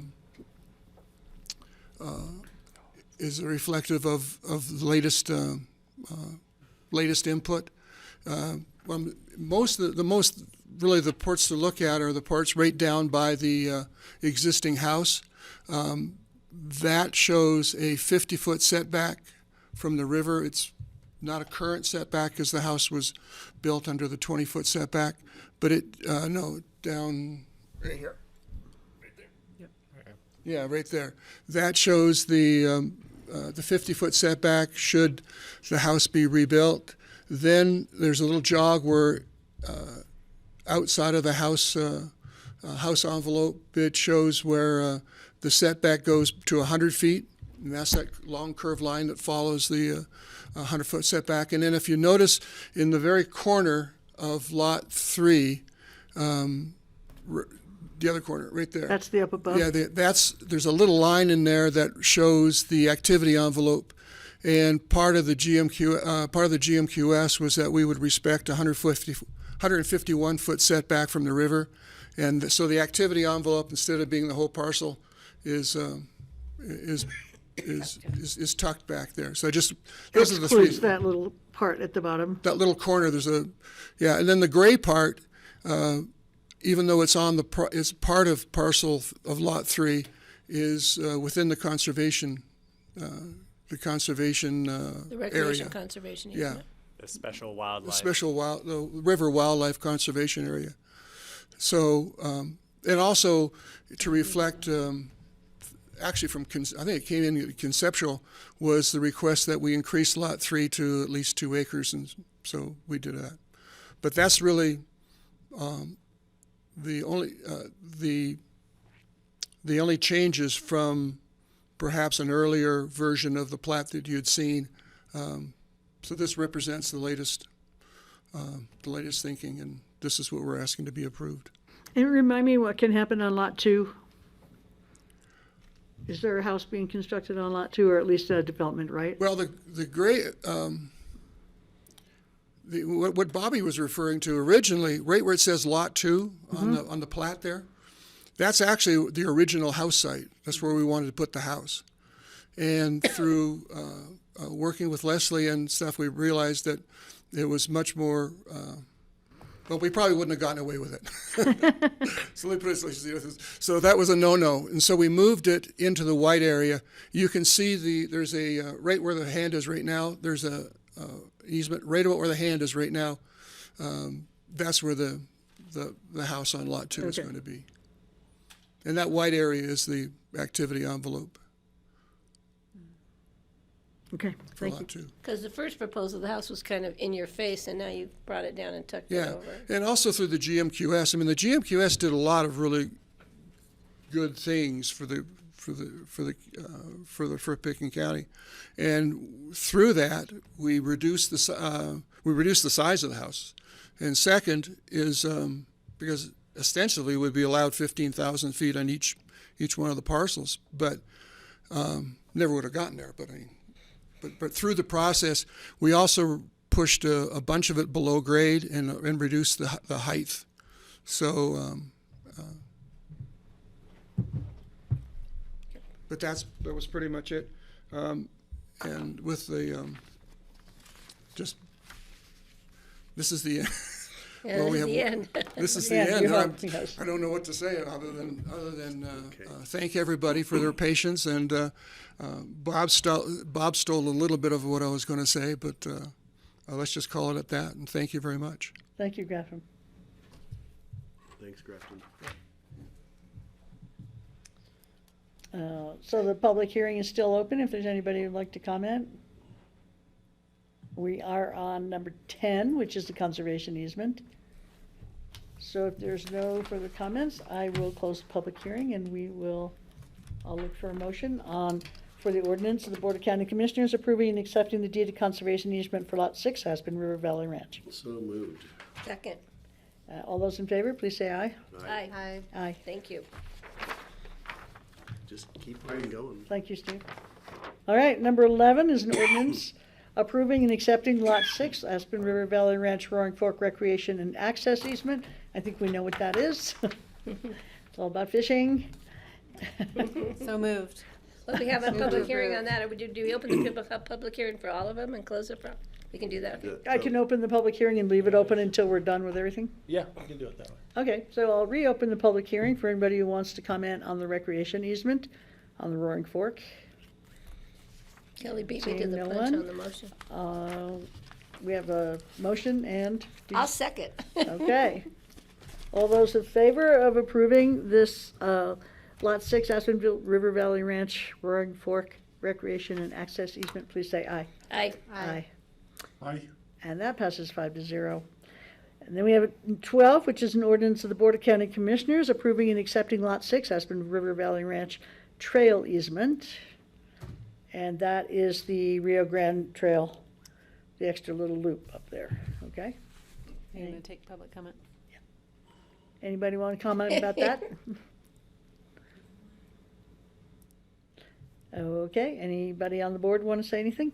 I'll let Greg take it. None, make a motion to approve. I'll second. Okay, all those in favor, please say aye. Aye. Aye. Aye. Aye. Okay, All right, now to the biggie. now we're going to have the land use public hearing, which is the Oxenberg subdivision final plat review. And I think Suzanne's going to talk to us about that a little bit before we move on. I don't think I have anything more to add Okay. at this point. Anybody else? Take public comment, and then we can, Are there any public comments on the Oxenberg subdivision final plat review? It doesn't look like it. Any comments from the commissioners? Yeah. Yeah. I want to thank everybody for bearing with us for this time frame. I know it's been going on for a long time. But I really appreciate, as part of the commitments from the applicant, there's a lot of things like the pipe and sprinkler irrigation, barbed wire fence, the things that are being done prior to submission of permit applications. So there's a lot of stuff we're getting up front rather than wait till CO or, later on down the line. We're making sure those things of importance are done first and foremost. So I appreciate that.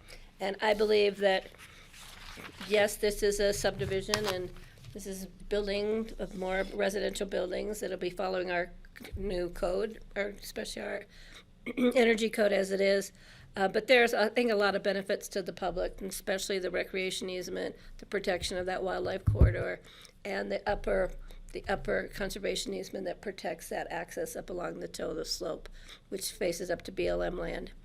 And I really appreciate that. So I will be supporting this final decision on the PUD final plat. It is a exceptionally beautiful piece of property. I drove by it yesterday with Steve, and it is really beautiful. Is that a motion to approve? And I'll make a motion to approve. I'll second. Thank you. Any further comments? All those in favor, please say aye. Aye. Aye. Do you have a comment, Steve, or is that your aye? Francie, good No, I job. wanted to say, I did want to make a comment. I can make it now. Okay. The whole entirety of the Snowmass Canyon, the ranch land, was the Wheatley place, which became the Dark place.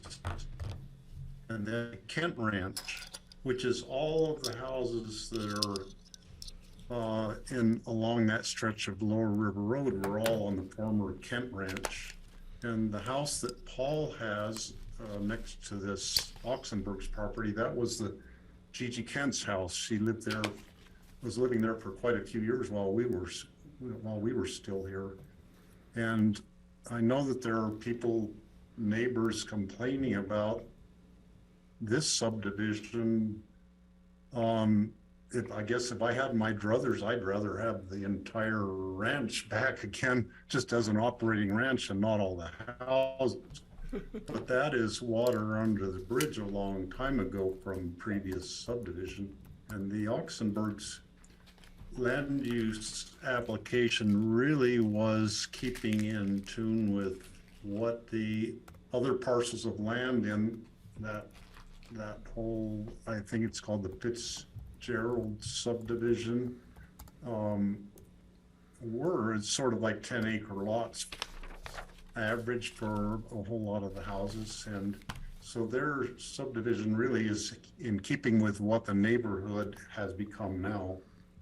And I think it's appropriate to have, there are other houses there, and having 2 more houses in there, still averaging about 1 house per 10 acres, I think is perfectly appropriate. So I'm really glad they stuck with this. 5 years is a long time for them to be trying to get this approved, but I'm glad we're finally getting it done. Thank you, Steve. All right. I think we're done with the public hearing, and I will now close it. Paul? Can I make one more comment about that access and recreation easement? Now it's, the reason we changed the wording is so anybody can go down to those easements and get their feet wet or take a picture, or once the water goes down, bring your kids out there. So anybody in the public, please go visit the river. It used to be Even you if had you to don't have a fishing Even easement. if you don't have a When we fishing. called it a fishing easement, we had some people complaining because people weren't down there with a fishing pole in their hand. Yeah. We just want to be careful. So we changed it. That's why Paul Yes. and I still trip over fishing recreation. Yeah. All right, well, we are on open discussion, and while we're talking about that, thank you guys so much. Thank you. I wanted to tell you, Steve, that I did talk to Matt Yamashito about the pink to black river permits. And there was a lot of misunderstanding in the public, and a lot of the response was off target. So what happened was that about 6 years ago, they did pass something that you either had to have a hunting and fishing license or a permit for using the river. And it's not the Pink Bridge, it's actually the Highway 133 bridge. Pink is the one below that, but at the end of Satank Road. But anyway, so it's the put-in, which is managed by CPW. It's called the Bob Terrell, something or other. CPW manages it. And the one down at the Black Bridge, down near Iron Bridge, Sam is Cuddill. also CPW managed. And so you've had to have a special permit or a permit from CPW, which you can get at an angling shop where you would get a fishing permit. And that's been in place for 6 years, but it hasn't been enforced because the first thing that happened was they needed a year. You have to have these things in place for a year where you don't write any tickets. You just tell people this is the new way it is. Then it was the pandemic, so they put it off. Then they changed it just a little bit I can't remember what it was. It wasn't a big change that Matt mentioned, but it was a small enough change that they had to go another year without enforcing it. So now I think we're approaching the end of all of these postponements, and that's why people are starting to react to it. But in fact, it's a 6-year-old regulation by CPW, and it's not onerous. I carry my fishing license with me everywhere, just in case. But you don't even need that. You can just have a use permit that you can get at, any of the angling shops. So somehow they missed the opportunity in their public comment to say that, and they caused a lot of anxiety on the part of river runners between here and the border. I spent hours on the CPW's regulatory changes. Hours. I read the whole 80-page document multiple times. And all of the locations listed alphabetically. Yeah, and I read them all. And both the Bob Terrell and the Sam Cuddill properties were listed in there. As exemptions. But they weren't, there's no place in there that it says anything about an exemption. Right. They are exempted, but there's no place in there. And that's why Matt and I have been in communication, and I feel badly because he said I was misinformed, so I read the document again. There is no outline that says this is exempt, this is exempt. That was the I'll have confusion. to look again. Anyway, that's But the yeah, but situation. thank you for bringing it up, because Ed and Vardy just responded back to me, and he said the same thing that Matt and I had already. I've known Matt for years. I knew his dad, and he does a great job. But I need to apologize to him because he was like, well, but I read the document. I pulled it up and paper copied it and highlighted it, but nowhere was it Right. clear that those two properties were exempt. So But it it's looked in- like people yeah. could no longer go there and put in and take out unless you were a hunter and heat. or a fisherman. We're carrying your sidearm. and We you were could go. prepared to carry a gun on the river. Yeah. You don't have to carry a gun, you just have to be in possession of a license. They missed that, and so many people were upset about it. It's not, Pat, you're not the only one. No. Yeah, so. You brought it to my attention, and so I followed and up on it, A yeah. ton of people brought it to my attention because it caused a panic, so. I was I'd ready say for there's a communication- protest on the Including river. accusations of sexism towards CPW because guns and fishing tend to favor men. That was an Who makes interesting that letter. inference? I was ready to be tying rafts together and just jamming up the whole river. But we don't have to do that now, Okay, thankfully. that's my open discussion. Anything else? Thank you for sorting that out. Kelly? I want to visit the note that we received about James, whose last name I'm forgetting, who wanted to replace his trailer at Phillips. Oh, yeah. Oh, yeah, that was a while ago. I went down there and drove through Like a week Phillips or the other two day, ago. too. I've met him before. I know he really was trying to like upgrade what he bought, and there was just a lot with ComDev on that. So I'm just wondering if that moved forward. I do not have an answer for you on that right now, Kelly. Forgot So to I'll have ask to Jody check in. yesterday. I've got a little bit more background on it if you want. Yeah. So my understanding is that the prior direction from the BOCC was to generally have Jody and now GR not approve replacement trailers without first talking to the BOCC. The Jody asked the attorney's office to schedule the matter for an executive session with the board and has prepared a memorandum for the attorney's office to communicate to you all. And I believe GR can also provide us with some additional information about that. Okay. Can But we the let the issue of replacing it was not so much tied up with community development, but tied up with the specific management of Phillips. Well, let me just be clear. I know I'm saying James was trying to upgrade Correct. the current structure, but I think has foregone that in favor of replacing it. I think because of Jeff issues with Erickson, the chief building official, has also weighed in on whether the replacement trailer will be safe in light of the surrounding trailers there, so. And his location is right by one of the gullies, not the main gully, but I think that's his unit. But that was the plan moving forward, Okay. so. So will we see that next Tuesday? I believe that there's usually an exec on the third Tuesday of every month, so. Okay. That was, Can we let him? There read- is? I didn't know that. Really? there's usually a standing one on the first and third, Yeah. but we've been doing it every week, I so. had no idea. We pretty much have him standing every week, just in Very case. interesting. But I believe that Jody communicated, and I'm sorry, I can't remember With his the last gentleman? name either, that we were gonna bring it for a discussion, and we were gonna get back to him hopefully before the end of the month, so. Great. Thanks, Thank Kelly, you. for bringing that up. Yep. Thanks for that little piece of information. I had no idea. I just thought it was whenever you said it was. It's interesting. We used to try to schedule them at the last minute years ago. We finally just said, let's just block out time, because then it made it really difficult. And so we were just running them every Tuesday if we needed, and if we didn't need them, we just took it off, and there was always something to fill in. Well, Yeah. good to know. All right, do we have anything else? Francie, good job. It's not even 2:00. I guess I would ask John if we do have, we have time, if there's any update on discussions related to property tax relief. Yeah, so I am reviewing an AIS right now is to an bring AIS? forward to you. I'm sorry, an agenda item summary. That's our cover memos, but we'd like to do an acronym just to remain governmental in nature. But that, so More governmental than property tax. right, and frankly, Kelly, I had some questions about how staff has proposed that it work right now, and so I wanted to get those resolved before scheduling it for you guys. We've had some outreach related to that, so I just want to reply. Thank you. And at the same time, I'd like to discuss any jurisdictions, well, just some information to the board, what we have control over for mill levies, what mill levy jurisdictions are in our community that we might need. I just think we need to approach everybody who is not voluntarily reducing their mill levy like CMC so graciously did so early on.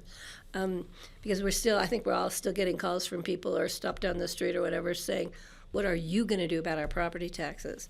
So we have, you go through the explanation, but I think that's something at some point we'll need to follow up on too, just for heads up. Do you know how many appeals were received by the 8th?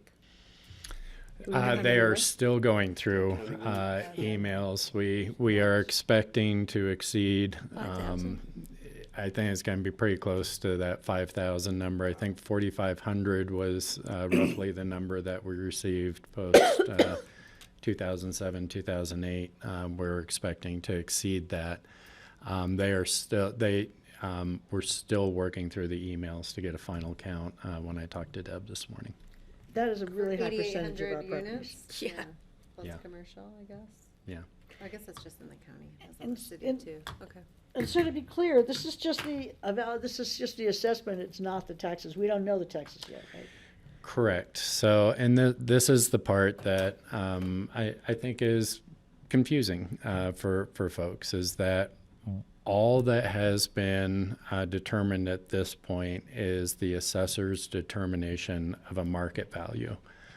That is then multiplied against an assessment rate to get to an assessed value, and you have a differential between residential and commercial assessment rates. We don't know exactly what that assessment rate is going to be, as we're anticipating.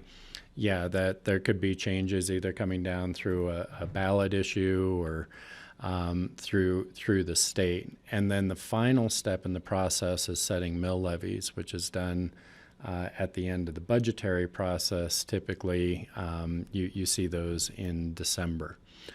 Budgets are required to be adopted. Yeah, budgets are required to be adopted by municipal and county governments by December 15th of each year, and then mill levies follow around the 20th, 21st. Why we've Do you sometimes believe those deadlines may have been pushed back in legislation pending the passage of Initiative HH? Fair If enough. it passes or fails, I think the legislation The passage failed. pushed all those dates back by. And so we're if the even. ballot question fails and they don't adjust the rates, then it's going to staff's going to have to go back through and reevaluate everything. Yeah. And there was a different legislation that was passed that addressed these issues in a different way, but. And so entities that remain who have not gone to the voters to get exempted from Tabor restrictions on property tax growth, are limited by growth and inflation or 5.5%. That's the maximum those will go up. Entities that have gone to the voters to be exempted, and there's two revenue restrictions. There's a total revenue restriction, then a property tax restriction within Tabor. And so entities that have gone and gotten exempted from the property tax, that's where there's going to be more discussion like what you're talking about. For this board, that will be with our Open Space and Trails Fund, Ambulance District, and Redstone. And library? I do not We believe weren't sure about library's the library. debruced. I think they're debruced on total revenues, but not property tax, but I'll double check that.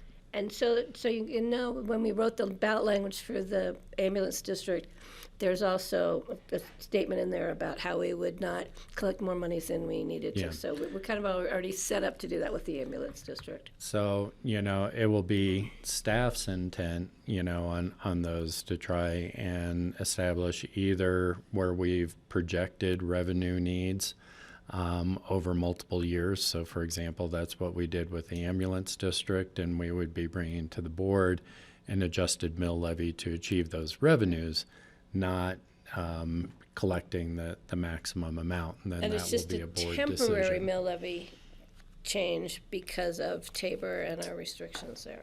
So just to clarify, so we would adjust the mill levy so that the amount of money is what we need rather than adjust the mill levy and end up with a pile of money. Correct. So I still think we should release some kind of PSA that lets people know that, your basic tax rate cannot be raised more than 5.5%, because people are dreading this. And I know we're afraid to say it because of the special districts, but. But Yeah, that's but not that's true across the board. That's what I'm saying, I know. And we're only like 3 or 4% of somebody's tax bill, maybe 10 or 12%. That's why I've been depending. encouraging people to look at their previous tax Yeah. bills and see where they're paying the money and what districts those are, and those are the districts they need to be appealing to. I mean, there's only so much we can do, but people can be calling, if they voted to support schools, and the schools are collecting X millions of dollars, then they need to call those schools and say, can you give us some relief for the next 2 years? I mean, I just think we have to think of it as these are 52 different funds that have 52 different combinations of constraints related to them legally and through voter action. And they're going to interact, their goals of those programs are going to interact with the community, and their opportunity to either save or, to budget to expenses or to budget to community goals differently. Right, but I think the public needs to know all that. I mean, I think there's a real misunderstanding that the county is Well, I going to think be Ann charging did them. Didn't she do an op-ed in that came Oh, out yeah. like We've- in May? It's just Who did we that? need Maybe to we just can look keep into putting it it in the. We've done I was gonna write op-eds, something. and I would say that Ann and Deb have also done some presentations, Rotary clubs, and I believe, Patty, I think they're in front of ACRA. We were talking about getting them in front of ACRA. I haven't seen it on an ACRA agenda yet, but yeah, ACRA would be more than. Yeah, happy. so You need we me have been trying to, and we have the Q&As out on our website. I doubt people are going out to that and the frequency. So we have tried to get it out. Well, thank you for that. And we I know have spent some time, and tried to get some stories on it too. Maybe we'll get another one out of this conversation. So, so we are making those efforts to get that information. Okay, out. great. Yeah. I just know there's this general sense of panic and. But you know, when you get stopped in the grocery store misapplied. and you spend 5 minutes talking to people, they're like, oh, I didn't really, so it's those little 5-minute snippets that, but, I don't only see. And Do you think it's that not. anybody in any jurisdiction has seen what their tax assessment's going to be? Because, No, it's not possible yet because mill levies haven't been set Yeah, and okay. assessment rates haven't been set across the state. Nobody in the state. knows. However, Yeah. what's that? I just said if you did the long form valuation, it would have had an estimate of taxes on it. Some people have. Which we do not do, but other counties do. I think Garfield Right, County right. does. that. Gunnison well, County. maybe that's what Garfield that. does because. They do that, but then the mill levy still hasn't been set. And I think those are generally accurate, more accurate in a stable environment. I don't think we've seen a period, I've never seen a change in assessed values in my time doing this work like what we've seen in this assessment period. And so I think everyone, when I talk to folks at CCI across the state, everyone is struggling with this because assessed values went up double digits. Is usually in the 30 or 40%, which is huge. Ours was in the 85% range, which is significant. Do I think taxes are going to go up that much? No. Absolutely not. Can we say what they're going to go up? Absolutely not. Absolutely not, yeah. Well, I do think it's, I mean, the difference between like prior related circumstances is that, you know, our economy is not like tanking, you Right. know, like we have not entered into a place of like, I think financial peril. Yes. You know, it's different. Like these are different conditions that the conversation exists in. They're mostly very positive. That's what's, somehow we always manage to skew the economy to look terrible, even when it's doing really well. Well, and like some Not people may us, say, but I the don't want to papers pay and- more for this fund, but I'd be happy to pay the school district everything they're entitled. You know, I mean, it's just, these are tricky, you know? Yeah. Okay, if there's no further open discussion, I'll look for a motion to adjourn. So moved. Second. Everybody in favor, please say aye. Aye. Aye. All right, thanks. Bye, Thanks, Steve. Have a great Steve. Feel weekend. I better. hope you feel better.